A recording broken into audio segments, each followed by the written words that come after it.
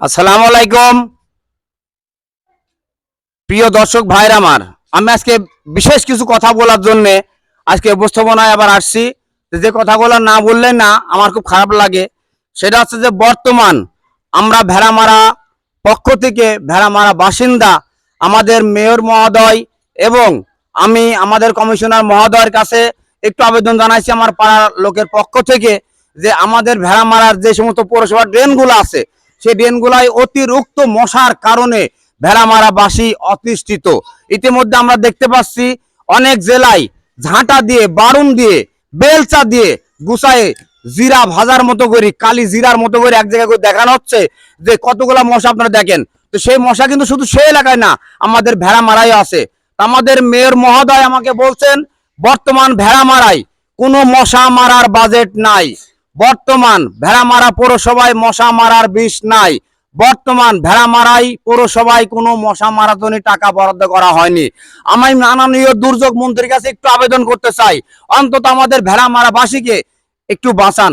ছোট্ট একটা শহর, এই ছোট্ট একটা শহরে অনেক বাচ্চা কাচ্চা বৃদ্ধ, আপনারা অবশ্যই জানেন যে মশার কামড়ে কিভাবে মানুষের দুর্যোগের অবস্থা আরো ঘনিত হচ্ছে। ম্যালেরিয়া ডেঙ্গু আক্রান্ত পরিবারের ভিতর হতেই আছে। তো মাননীয় দুর্যোগ মন্ত্রীর কাছে আমার একটু আবেদন যে অবশ্যই আপনি দেখেন নিজের চোখে আমার এই ভিডিওটা, আমি কিভাবে মশা আমাদের এই ভেড়ামারা শহরের থেকেও আমি আপনাকে দেখাবো। আসেন একটু দেখেন আমাদের এখানে। যে আপনি দেখবেন আমার কাছ থেকে আমি এই জিনিস আমি এর আগেও অনেকবার তুলি ধরেছি, আমার এই কথার কোনো পরিহার হয় নাই, আমরা কোনো সুবিধা পাই নাই। যাই হোক, আমি আজকে সরাসরি আমার মেয়র মহোদয়ের ওভারটেক করি, আমাদের কাউন্সিলর মহোদয় ওভারটেক করার পর আমি আজকে সরাসরি দুর্যোগ মন্ত্রীর কাছে একটু আবেদন জানাচ্ছি। আপনি নিজে চোখে একবার দেখার চেষ্টা করেন যে বর্তমান এখানে কি পরিমাণ মশা দেখা যাচ্ছে। শুধু এইটাই না, এই পানির ভিতরে যে কীটগুলো জন্ম হচ্ছে, এই কীটগুলো হাজার হাজার কীট, এখন যদি আমরা বিষের মাধ্যমে যদি নিরাময় করতে না পারি, তা আগামী দিনে একটু দেখেন আপনারা আরো কি পরিমাণ, আরো আরো সামনে, আরো সামনে, আরো সামনে দেখিয়ে একটু খেয়াল করবেন আপনারা যে দেখা মশাগুলো সুন্দর করে দেখাও। মাননীয় দুর্যোগ মন্ত্রী স্যার, আপনি অবশ্যই আমাদের এই ব্যাপারটা, এই যে এই কিটগুলো দেখেন কতগুলো কিট, এগুলো সরাসরি ভেড়ামারা খোদ আমাদের ওয়ার্ডের যে ড্রেন, সেই ড্রেনের ভিতরেই এই মশাগুলো দেখতে পাচ্ছি। অথচ আমি দেখতে পাচ্ছি টিভির পর্দায় বিভিন্ন চ্যানেলে যে আপনারা লোকের বাড়িতে টায়ারের ভিতরে 3 দিনে পানি জমা আছে কিনা, মানুষের বাড়িতে টপের ভিতরে 3 দিনে বেশি পানি জমা আছে কিনা। তো মানুষের বাড়িতে যখন আপনারা এভাবে রেট দিচ্ছেন, সরকারি পৌরসভার খোদ ড্রেনের ভিতরে কেন এত মশা থাকবে? আমার প্রশ্ন গ্রামবাসীর পক্ষ থেকে, বাংলাদেশের মানুষের পক্ষ থেকে।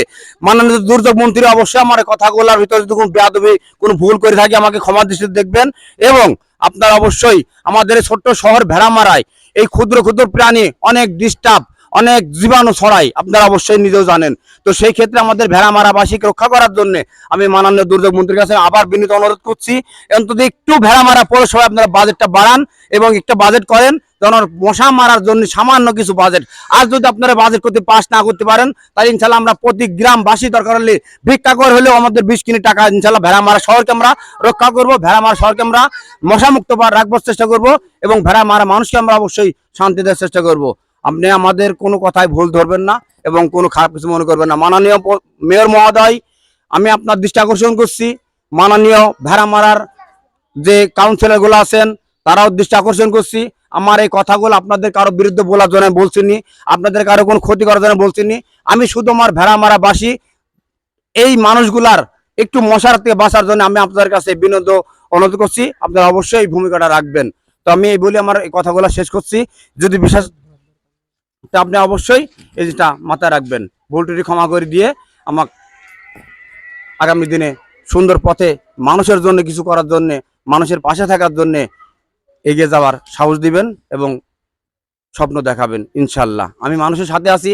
এই মানুষের জন্য কথাগুলো বলার কারণে যদি আমার কোনো চাপ আসে, যদি আমাকে জেল খাটতে হয়, মেয়র মহোদয় কাউন্সিলর যদি আমার পরে বিনীত কোনো আগে ফসে, তাতে আমার কোনো কিছু আসবে না।